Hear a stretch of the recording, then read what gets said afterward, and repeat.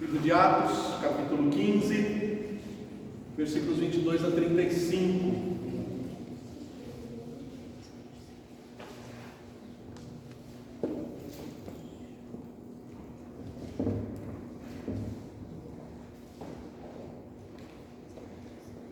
Esperar até que todos se encontrem. Em Atos, capítulo 15, versículos 22 ao 35.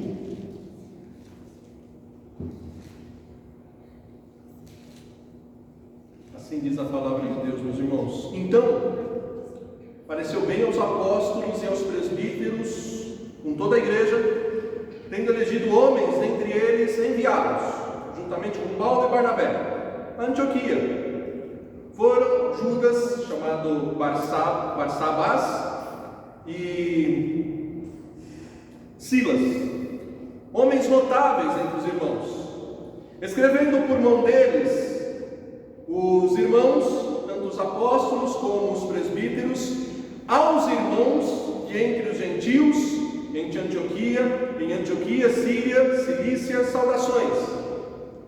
Visto sabermos que alguns que saíram de entre nós, sem nenhuma autorização, vos têm perturbado com palavras, transtornando a vossa alma, pareceu-nos bem, chegados a pleno acordo, eleger alguns homens e enviá-los a vós outros com os nossos amados Barnabé e Paulo, homens que têm exposto a vida pelo nome do nosso Senhor Jesus Cristo.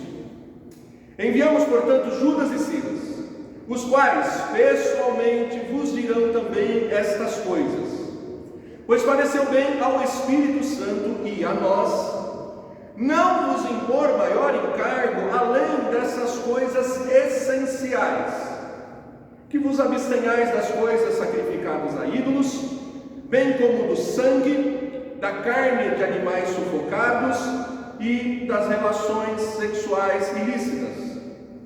Destas coisas fareis bem se vos guardardes saúde. Os que foram enviados desceram logo para Antioquia e, tendo reunido a comunidade, entregaram a epístola. Quando a leram, sobremaneira se alegraram pelo conforto recebido. Judas e Silas, que eram também profetas, consolaram os irmãos com muitos conselhos e os fortaleceram. Tendo-se demorado ali por algum tempo, os irmãos os deixaram voltar em paz aos que os enviaram. Mas pareceu bem a Silas permanecer ali.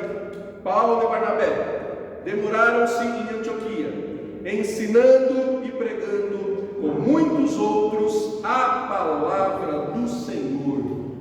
Oremos. Pai, ilumine o nosso entendimento, e Tu que nos destes, ó Deus, a mensagem mais preciosa para compartilhar, ensina-nos, Deus, a sermos os melhores comunicadores da Tua mensagem, daquilo que o Teu Santo Espírito deu à igreja. Ó Senhor, ensina-nos nessa noite e use a minha vida, Senhor, para, com poder e graça, explicar para o Teu povo aquilo que a Tua palavra diz, conforme Teu Santo Espírito mesmo inspirou e preservou no texto que acabamos de ler. Fala o nosso coração, nós pedimos no nome santo de Jesus. Amém. Amém. Podem se aceitar, meus irmãos. Comunicação é uma ciência complexa, mas preciosa para aqueles que a dominam. Uma das carreiras que hoje em dia melhor remunera é daqueles formados em tecnologia da informação, tecnologia da comunicação. Uma outra carreira que existe, relações públicas. Várias áreas do conhecimento estão diretamente relacionadas à comunicação, desde o básico, na linguagem, nas letras, nas línguas. Tudo isso é muito precioso, e uma boa comunicação resolve problemas, evita tantos outros problemas. Às vezes os problemas das famílias são problemas de comunicação, às vezes os problemas da igreja são problemas de comunicação, E nós, em plena era da informação, em plena era da abundância de recursos de comunicação, nós vemos se agravar os problemas de comunicação. É um ponto fraco nosso, dessa igreja inclusive. A pandemia nos empurrou para aperfeiçoar muitas áreas, especialmente a área de comunicação audiovisual, né? Trabalhos que Deus conduziu, especialmente nosso irmão Mário, nosso irmão Douglas. A mensagem agora chega a mais gente, né? Desenvolvemos aí o nosso aprisco, né? Quando eu cheguei na igreja, me incluíram no grupo de WhatsApp da igreja. A igreja já tinha um grupo, mas era um grupo que faltavam muitos irmãos. Hoje a gente percebe que praticamente toda a igreja está lá inserida. Às vezes chega um visitante, já é inserido ali, porque às vezes a gente tem as ferramentas e não sabe manusear bem, ou não usa bem, ou exagera na quantidade de informações, ou no tom de voz, e por aí vai. Muitos são os tropeços da comunicação. E se tem um cargo que é nada disputado, nada disputado, na igreja, nas sociedades internas, no conselho, no presbitério, é o cargo de secretário executivo, secretário de atas, né? Toda vez que tem eleição, é aquela briga, né? Vota nele, não, vota nele, não, em mim não, vota nele, ninguém quer ser secretário. Eu tenho herdado essa função já há alguns anos. No outro presbitério eu fui secretário de ata, fui secretário executivo. Aqui na igreja eu acumulo essa função no conselho, secretário do conselho junto com a presidência, presbitério. Não vejo a hora de vencer meu mandato de 3 anos e quem sabe com outro abençoado assumir a secretaria executiva. Alguém precisa comunicar, alguém precisa fazer, né? Dá trabalho, não é fácil, mas veja, queridos, que a instituição igreja, ela sobreviveu por mais de 2000 anos, porque, entre outras coisas, ela teve boa comunicação. E o texto que nós lemos nos mostra um pouco do sistema de comunicação da igreja. Veja, que outra instituição, que outra agência na face da terra tem representantes em todos os continentes, em todos os países, em línguas diferentes, e se mantém unida com uma só fé, com uma só convicção. Que outra instituição consegue isso? Né? A igreja tem conseguido isso há 2020 e poucos anos. E aqui a gente vê um retrato de como é o sistema de comunicação da igreja. Nós vemos que é muito perigoso um sistema de comunicação que funciona como um telefone sem fio, que a mensagem que sai daqui do emissor chega distorcida lá no receptor. Isso é muito perigoso, é urgente ter clareza, e ainda mais nós que somos o povo do livro, o povo das Escrituras. Então veja que desde Moisés, Deus já mandou escrever. E embora a gente esteja meio destreinado, nós somos o povo de um livro que é composto por 66 livros, sendo 21 cartas do Novo Testamento. Nós precisamos ser os melhores em comunicação, irmãos. Então preste atenção para algumas características desse sistema de comunicação da igreja. Primeiro, olhe como foi nomeado o primeiro secretário, a primeira secretaria de comunicação da igreja. Veja como foram escolhidos os primeiros porta-vozes da igreja, né? Os portadores da mensagem. Olha que interessante, versículo 22 nos mostra que foi feita uma eleição, foi feita uma escolha, como nós fazemos até hoje, seja na Assembleia da Igreja, no Conselho, no Presbitério, no Sínodo, no Supremo Concílio. As sociedades internas devem fazer uma eleição onde tanto a liderança quanto os liderados participaram. O texto diz, tendo elegido dentre juntamente com Paulo e Barnabé, eles elegeram Judas, chamado Barsabás, e Silas. Então houve uma eleição, houve uma escolha. Houve uma escolha que levou a uma nomeação. Isso é uma lição. A gente precisa dar nomes para o porta-voz, para o secretário. Sabe aquela história que quando algo é responsabilidade de todo mundo, ninguém faz? Ou em outras palavras, cachorro que tem muito dono morre de fome. Alguém tem que ser o responsável pela comunicação da igreja. Alguém tem que ser o responsável em ser o portador de uma mensagem importante. Sabe, é que nem quando a gente está jogando vôlei e a gente acha que todo mundo vai na bola e ninguém vai. Se não dá nomes, aqui foi eleito, foi nomeado Judas, Barsabás e Silas. E essa seleção foi baseada numa qualificação. Olha que interessante, versículo 22, homens notáveis. Homens notáveis.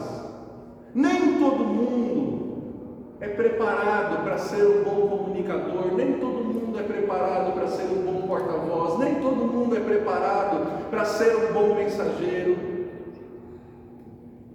Eu tinha um professor de seminário que ele contava a história do incêndio que aconteceu no circo. E começou a pegar fogo no circo. E o único que conseguiu sair debaixo da lona para ir atrás, pedir ajuda, pedir água, pedir para que os bombeiros viessem, foi o palhaço. Todo maquiado, com o nariz vermelho. E o palhaço desesperado, dando a notícia de que o circo estava pegando fogo. E ninguém levava a sério. O pessoal sentava no chão e dava risada com o palhaço pedindo ajuda, porque ele era bom para contar piada, ele era um ótimo palhaço, mas para tratar de mensagens sérias, ele não era capaz, ele não era habilitado, não era vocação. Aqui eram homens notáveis, homens respeitáveis. Lembre-se do contexto. Qual que é a mensagem aqui, queridos? Semana passada nós mostramos para os irmãos como a igreja resistiu ao legalismo e à polarização. O documento que vai ser produzido e transportado aqui é o resultado daquela reunião que preveniu a primeira grande divisão da igreja, que preveniu a primeira heresia que se avizinhava da igreja. Lembra que alguns saíram de Jerusalém e foram para Antioquia, foram para a Galácia, dizendo: olha, se não se circuncidar, não tem salvação. E Jesus Cristo em nenhum momento ensinou isso, era uma heresia. Mas, ao mesmo tempo, era um choque de cultura, era um choque de realidade. Até então, o povo de Deus era o povo dos circuncisos, era o povo da lei, era o povo que seguia a lei de Moisés. Não era uma situação fácil.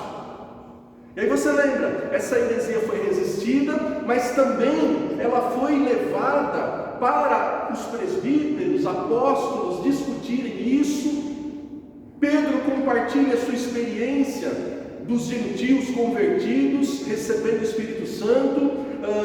Paulo e Barnabé compartilham um pouco do seu relatório da viagem missionária do Espírito Santo convertendo os gentios. Tiago se levanta, cita o profeta Amós, e com base na palavra, com base na experiência do que o Espírito Santo estava fazendo, eles chegaram a uma conclusão. Então, o que ia ser conduzido aqui era o resultado, o relatório, a ata do primeiro concílio da igreja. Então, veja, eles elegem, eles nomeiam homens qualificados, homens notáveis, homens respeitados. Nós vamos ver que esses aqui, eles eram profetas. Versículo 32 vai dizer que eles eram profetas. Haviam ofícios passageiros e ofícios permanentes na igreja.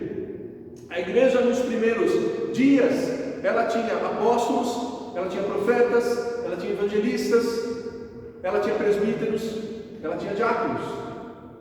Depois nós vamos percebendo que a igreja passa a ter apenas presbíteros e diáconos, como temos até hoje. Os apóstolos ficaram só mesmo ali entre os 12. os profetas começam a não mais serem vistos na história da igreja, não é? E os evangelistas de igual modo, e assim presbíteros e diáconos. Mas nós vemos que esses homens notáveis, que eram profetas, eles tinham habilidade de comunicação verbal.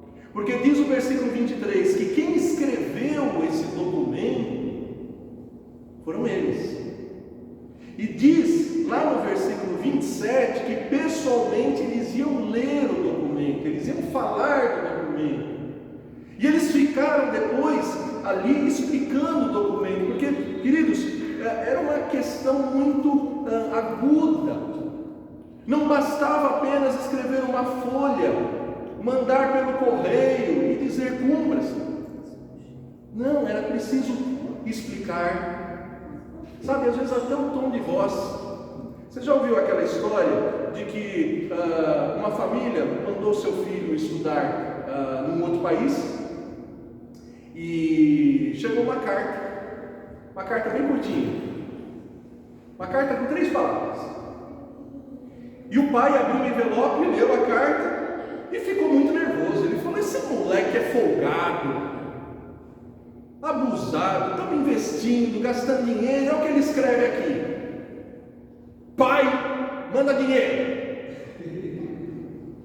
Aí a mãe pega a carta, a mesma carta. Não, peraí, mãe. Não é isso que está escrito aí. Está escrito aí, pai, manda dinheiro.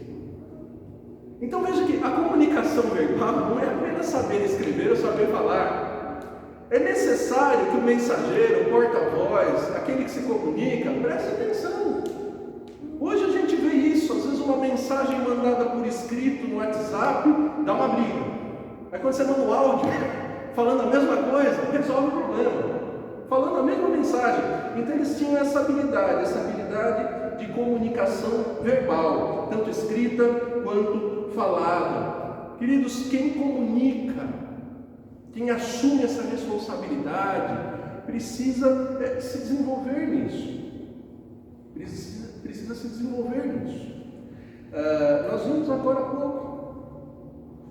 Moisés, ele foi chamado para ser um profeta, para receber a revelação de Deus. Ele foi chamado para receber a revelação de Deus, e depois nós vamos ler em Êxodo 17:14, que ele não foi chamado apenas para receber, mas para redigir, para escrever a revelação de Deus. Mas a comunicação oral dele não era a melhor. Ele não se achava preparado. O meu professor de pregação, que já está na glória, o reverendo Jorge Alberto Canelhas, a última igreja que ele pastoreou foi a igreja da Lapa, professor de pregação no seminário, ele era gago. Mas quando ele pregava, a gagueira quase sumia, e era um pregador dos melhores que a igreja já teve. Quando cantava, então veja, às vezes a pessoa pode não se sentir preparada, mas quando desenvolve, quando assume a responsabilidade, Deus resolve o problema. Você viu? Deus não quis curar o problema de dicção de Moisés, mas Deus preparou um porta-voz para Moisés. Olha lá, Arão vai ser seu secretário. Recebe a palavra, passa para Arão, Arão comunica para o povo, e assim a comunicação vai funcionando. Queridos, a gente precisa se comunicar melhor. A gente precisa entender que às vezes uma igreja de 50, de 100 membros, às vezes vai falar por meio de um só. Quando todo mundo quer falar, ninguém é ouvido. Quando todo mundo fala ao mesmo tempo, sabe? São coisas assim que a gente precisa olhar e entender. Agora talvez você esteja ouvindo essa mensagem e falando: puxa, eu quero ajudar nessa área da igreja. E nós precisamos de ajuda. Nós precisamos. A gente já cresceu muito, como eu disse, né? Principalmente nessa comunicação audiovisual, internet, mas tem muito mais. Tem muito mais. Quem sabe você não seja aquele que vai fortalecer a área de comunicação dessa igreja, que muitas vezes está centralizada nesse que vos fala. Então, não tem problema nenhum você me pedir oração, mas às vezes o pastor tem que ser o último a saber, não o primeiro. Às vezes a comunicação pode chegar e ser mais útil se for direto para um irmão diácono, se for direto para um irmão presbítero, sabe? A gente precisa, então eu peço a sua ajuda, peço a sua disposição, desde já em oração, e se é a tua área, a tua voluntariedade, dizendo, olha, eu quero ajudar. Como é que eu posso ajudar a minha igreja a se comunicar melhor? Eu quero ser um porta-voz, um secretário, né? Aliás, dia 18 vai ter um curso, daqui a pouco eu falo para você. Em segundo lugar, o texto mostra não apenas sobre os portadores da mensagem, mas mostra sobre o conteúdo da mensagem. Veja que mensagem clara, que mensagem objetiva. A partir do versículo 23, origem e destino claro. Origem e destino claro, versículo 23. Os irmãos, apóstolos como presbíteros, aos irmãos entre os gentios em Antioquia, Cilícia, Síria, saudações. Veja, quem envia são os presbíteros e os apóstolos de Jerusalém. Veja, não está dizendo que foi Pedro que usou a palavra naquele concílio, não está dizendo que foi Tiago que usou a palavra naquele concílio.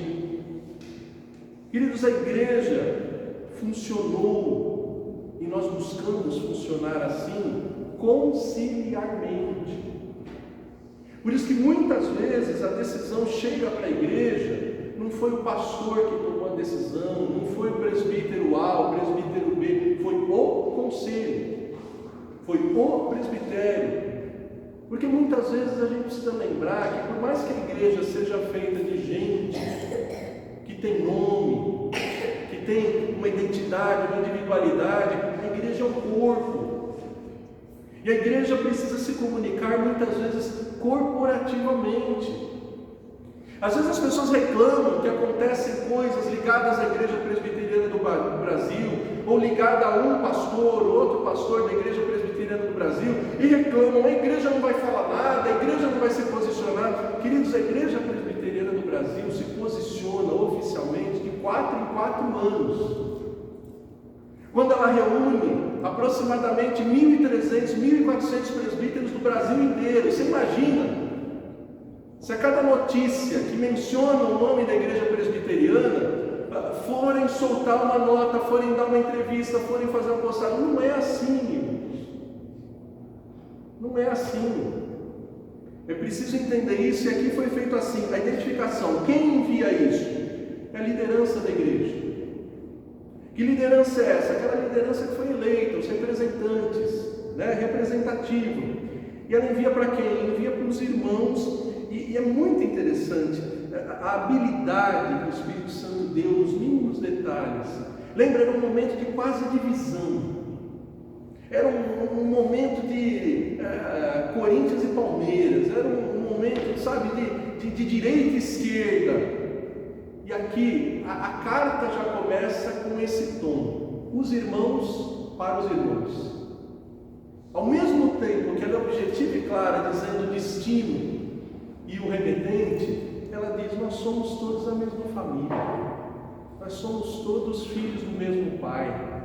E aí, com essa objetividade, ela traz a identificação, ela traz a autenticação. Olha que interessante. Versículo 24, eles dizem o seguinte: olha, ficamos sabendo que alguns saíram daqui, dentre nós, sem nenhuma autorização. Ou seja, quem foi aí falar que sem circuncisão não vai para o céu, não tinha autorização para falar em nome da igreja de Jerusalém. Não é porque saiu do nosso meio que falou em nosso nome. E no versículo 25, o que eles dizem? Olha, pareceu-nos bem, chegado a pleno acordo, eleger alguns homens, enviá-los a vós com os amados Barnabé e Paulo. Autenticação. Queridos, a gente precisa, quando recebe qualquer mensagem, ter esse cuidado, quem enviou? Qual é a fonte? É para mim? Se não é para mim, eu não abro. Eu só tenho conta em um banco. Se eu receber um e-mail, uma mensagem do banco XYZ, eu nem abro. Não é para mim. É um bandido, eu não abro. Quando eu quiser conversar com outro banco, eu vou lá falar com o gerente do outro banco. Tem muita gente caindo em golpe porque esse mínimo detalhe é observado. Você recebe uma mensagem, é para você, deleta. Quem enviou estava autorizado a enviar? Sabe? Então às vezes a gente confunde. Veja que ele já tem esse cuidado aqui. Deixou claro.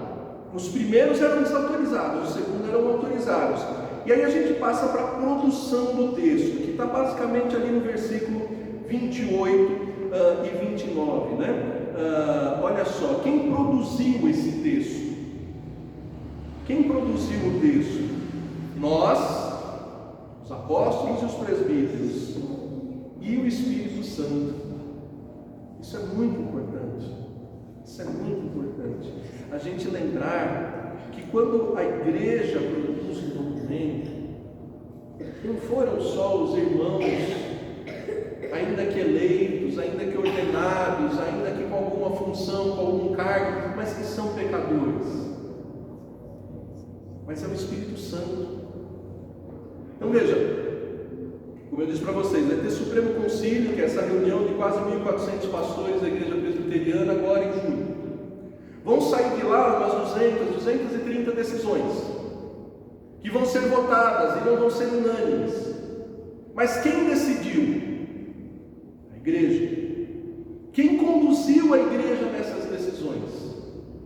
Se não for o Espírito Santo, eu não sei quem é. E foi o Espírito Santo que tem levado a igreja a tomar as decisões que mantém a igreja unida, tem preservado a igreja.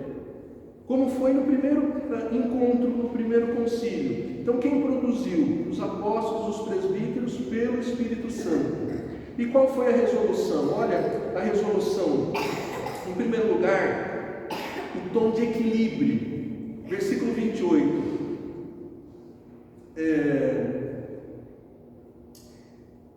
A nós pareceu bem o quê? Não vos impor um encargo além das coisas essenciais. Eu tenho aprendido, eu sei que eu preciso aprender mais, mas eu tenho aprendido que muitas vezes em comunicação, menos é mais. Muitas vezes um texto resumido fala muito mais do que várias páginas.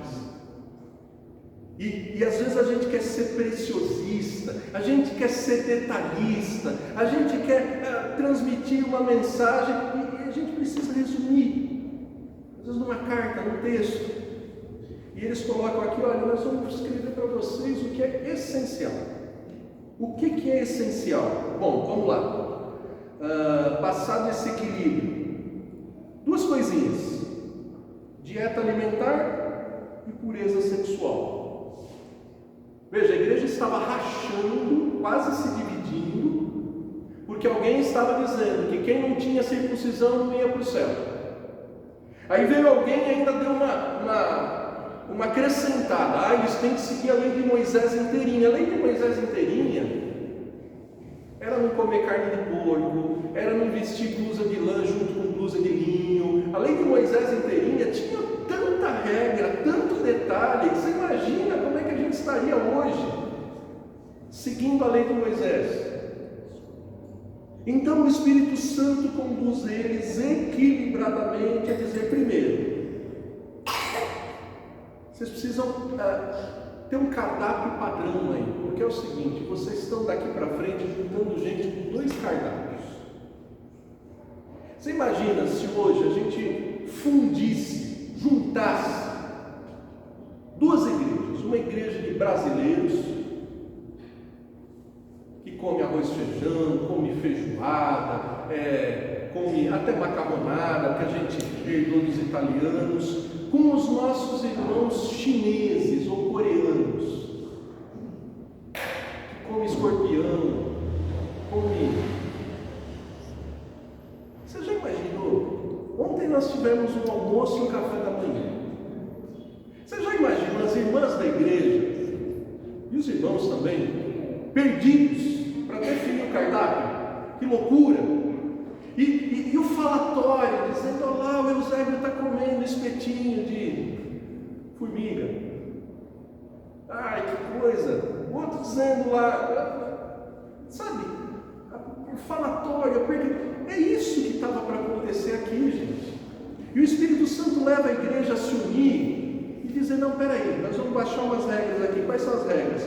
Primeiro, coisas sacrificadas ao ídolo, vocês não vão consumir. Isso não era simples. Muitas vezes as carnes que eles consumiam vinham dos templos pagãos, idólatras. E eles sabiam disso. Aliás, eram as carnes mais baratas, às vezes, porque era a sobra do culto pagão que chegava lá no mercado, que chegava no açougue da época e era consumido.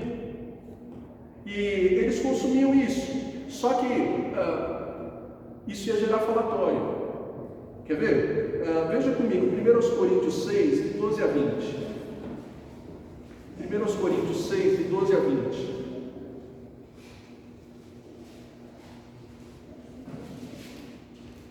Paulo escreve depois, já tendo acontecido o Concílio de Jerusalém, a primeira carta aos Coríntios. Coríntios que eram muitas vezes convertidos, vindo dessas práticas, vindo dessa frequência aos cultos pagãos. Olha lá o que Paulo escreve, 1 Coríntios 6, 12 em diante. Todas as coisas me são lícitas, mas nem todas convêm. Ou seja, vocês podem fazer tudo que vocês não perdem a salvação, mas não convém você fazer qualquer coisa. E aí ele continua explicando: todas as coisas me são lícitas, mas eu não me deixarei dominar por nenhuma delas. Os alimentos são para o estômago para os alimentos, mas Deus destruirá tanto esses como aquele. Porém o corpo é para impureza. O corpo não é para impureza, mas para o Senhor. E o Senhor para o corpo. Deus ressuscitou o Senhor e também nos ressuscitará a nós pelo seu poder. Não sabeis que os corpos são membros de Cristo? Eu porventura tomaria os membros de Cristo e os faria membros de meretriz? Absolutamente não. Ou não sabeis que o homem que se une à prostituta forma um só corpo com ela? Porque, como se diz, serão os dois uma só carne. Mas aquele que se une ao Senhor, e é um espírito com ele. Fugir da impureza. Então Paulo começa a explicar num contexto que muitas pessoas pensavam: o que eu faço com o meu corpo não importa, porque depois eu vou virar pó. O importante é o espírito. Tinha também isso naquela época, né? Depois os platônicos também pensavam assim. Então Paulo tem que explicar: olha, nesse contexto que tem comida sacrificada a ídolo, nesse contexto que tem culto, que muitas vezes o culto é praticado com relação íntima com o sacerdote ou com a sacerdotisa, que eram chamadas prostitutas ou prostitutos cultuais. Paulo está explicando: ei, vocês são um só com Cristo, vocês não podem ficar se misturando aí. E vocês também não podem ficar comendo qualquer alimento, embora isso não leve ninguém para o inferno, mas isso vai gerar maledicência, fofoca e todas essas coisas que a gente não quer. Por isso ele diz: toma cuidado. Olha lá em 1 Coríntios 8, esse assunto é tão complexo que ele precisa retomar o assunto. Vou lá, 1 Coríntios 8, versículos 4 a 13.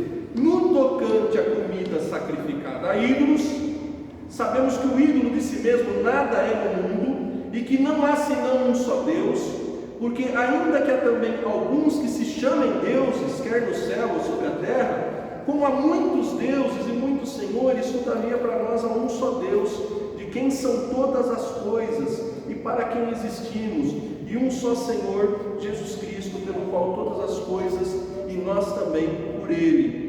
Entretanto, não há esse conhecimento entre todos. Ou seja, não é todo mundo que entende isso. Então, por causa dos que não entendem, vocês precisam tomar cuidado com o que vocês vão consumir nas refeições de vocês. por causa desse mau entendimento, só para ilustrar para os irmãos, você já recebeu um saquinho de bala de Cosme e Damião? Eu acho que muita gente aqui já. Você vai para o inferno, um demônio vai possuir a sua vida se você comer uma bala de Cosme e Damião? Não. Mas, dependendo de quem te oferece, dependendo de quem está vendo você receber esse saquinho de bala de Cosme e Damião, vai dizer: olha lá, ó, o crente se converteu. Olha lá, ó, o crente agora, entendeu? Mudou. Então, para não causar esses entendimentos errados em quem não tem essa instrução, Paulo fala: toma cuidado, toma cuidado. E ele diz mais uma coisa, olha só, lá em 1 Coríntios 10, 23. De novo ele repete o refrão que você já ouviu aí, 1 Coríntios 10, 23. Todas as coisas são lícitas, mas nem todas convêm. Todas são lícitas, mas nem todas edificam. Ninguém busque o seu próprio interesse, sim o de outrem. Comei de tudo que se vende no mercado, sem nada perguntardes por motivo de consciência, porque do Senhor é a terra e a sua plenitude. Se algum dentre os incrédulos os convidar e quiser ir, come de tudo que for posto diante de vós, sem nada perguntar por motivo de consciência. Porém, se alguém vos disser: isso é coisa sacrificada a ídolo, não comais, por causa daquele que o advertiu e por causa da consciência. Pois, porque há de ser julgada a minha liberdade pela consciência alheia? E o resumo está ali em 1 Coríntios 10, 31. Vamos ler juntos? Portanto, quer comais, quer bebais, ou façais outra coisa qualquer, fazei tudo para a glória de Deus. Então é isso, o cristão pode comer tudo, mas pela graça de Deus se converteram 10 judeus e vieram ser cristãos aqui com a gente, ser membro da igreja presbiteriana de Interlagos. Não é no primeiro almoço que você vai convidar esses irmãos, você vai logo servir a feijoada para eles. Eles nunca, você está entendendo? Você não vai confrontar, não vai afrontar, até que haja a evolução, o amadurecimento, a santificação. Depois o que aconteceu? A igreja passou a cada vez menos ter judeus e cada vez mais ter gentios. Esse assunto do cardápio parou de ser discutido. Então, naquele momento era fundamental. Para quê? Para unir, para ter paz, para que os assuntos essenciais fossem tratados. Então, por isso foi proibido coisa sacrificada ao ídolo, foi proibido o bife mal passado. Sabe, às vezes você vai lá na churrascaria, vem aquele espeto pingando sangue. Tem quem gosta, tem quem não gosta. Foi proibido o animal sufocado. Mas e hoje? Hoje é o que você leu. Quer comais, quer bebais, faça tudo para a glória de Deus. Se você vai almoçar com alguém que vai ficar escandalizado do seu cardápio, deixa para outro dia. Come aquele cardápio comum. Foi isso que foi ensinado e, mais importante, talvez, e vigente para todos nós, desde os dias de Moisés, não cometer relação sexual ilícita. É o que está escrito aí no texto. O que é isso? É tudo que a lei não permite em termos de intimidade. O que a lei não permite em termos de intimidade? Veja, a lei não permite nada que não seja heterossexual. Certo? Só pode diferentes, iguais, a lei nunca permitiu. Que outra coisa que a lei não permite? A lei não permite nada fora do casamento. Então, se não é com o seu marido, se não é com a sua esposa, não pode. O que acontecia aqui? Eles estavam recebendo irmãos que tinham 2, 3, 4 esposas, porque a cultura permitia. E aí o que eles iam fazer? Um sorteio? Assassina o excedente e passa a ter uma relação monogâmica. É um problema que ainda hoje existe em tribos indígenas, é um problema que existe ainda hoje quando missionários cristãos chegam e evangelizam muçulmanos, por exemplo, que em alguns lugares podem ter 4 esposas. E aí? O que faz? Eu já conversei com missionários que estão no Iraque, que estão no Oriente Médio, e eles dizem: olha, vem o marido com as 4 esposas e os 20 filhos para a igreja. Os filhos vão ser ensinados que a próxima geração é que nem Deus fez lá, um Adão para uma Eva, ponto. Né? Então é isso que vai sendo ensinado. Percebem, queridos, como o conteúdo foi para quê? Foi para que tivesse paz na igreja.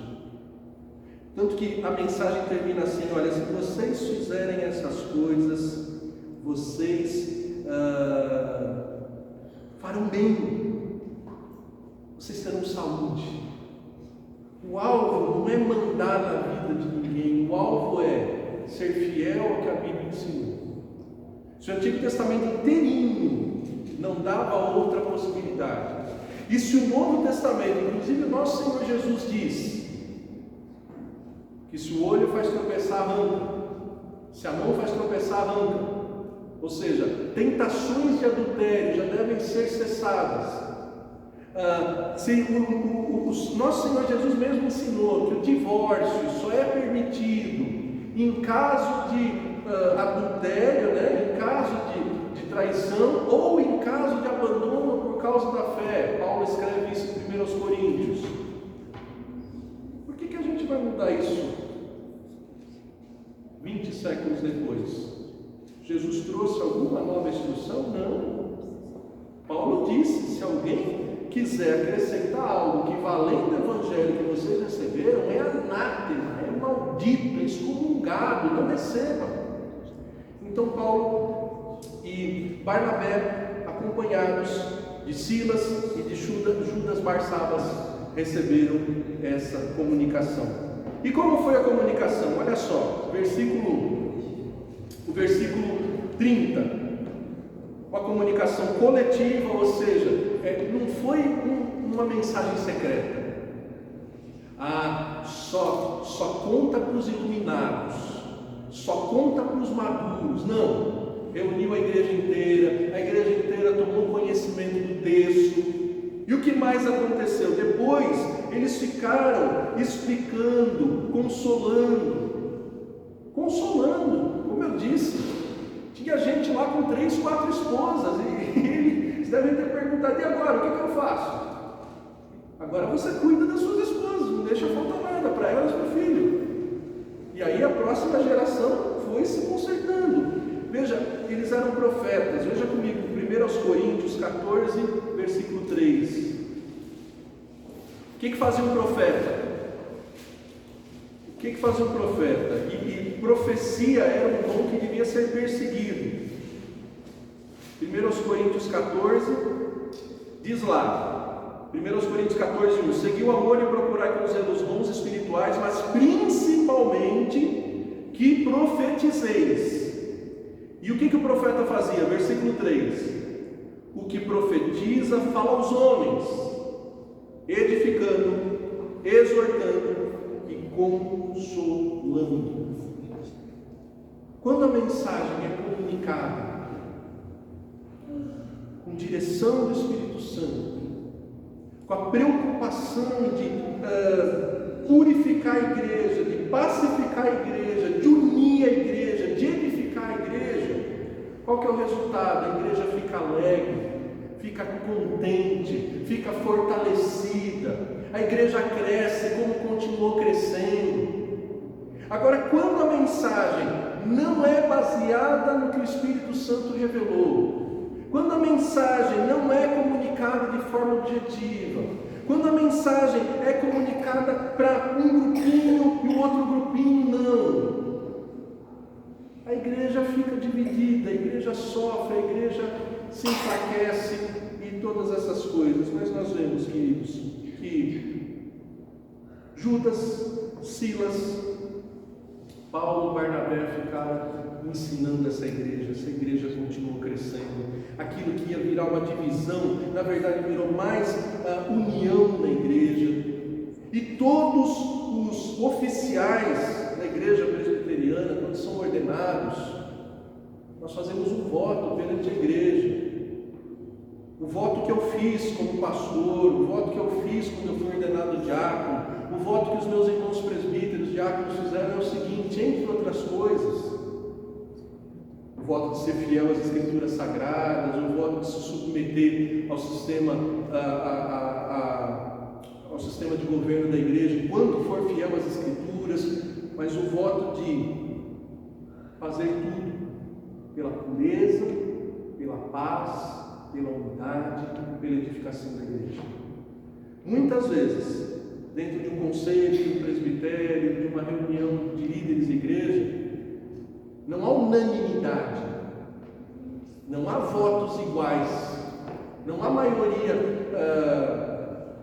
absoluta, mas sempre deve haver unidade, união. Ainda que não haja uniformidade, o que deve ser decidido é o que não divide, é o que não promove guerra, dissensão e brigas dentro da igreja, e acima de tudo, que edifica a igreja na palavra, que edifica a igreja em Jesus Cristo. Eu aprendi muito cedo, eu nem era oficial de igreja, nada, mas com um presbítero muito sábio, já com mais de 90 anos de idade, o presbítero Moacir Duarte, ele dizia o seguinte: nunca vá para frente da igreja para dar bronca na igreja, vá sempre para ensinar. E eu acho que isso não serve só para pastor, isso serve para qualquer cristão. Quando você for falar com o irmão, não vai para dar bronca, vai para ensinar, vai para comunicar aquilo que o Espírito Santo, na palavra dele, te revelou. E assim, o sistema de comunicação da igreja vai funcionar, que é uma beleza. Bill Gates vai querer vir na igreja aprender como é que faz um sistema de comunicação, que é melhor que qualquer internet, que é melhor que qualquer WhatsApp, que é melhor que qualquer curso de relações públicas ou de tecnologia da informação. Queridos, vamos encerrar esse culto cantando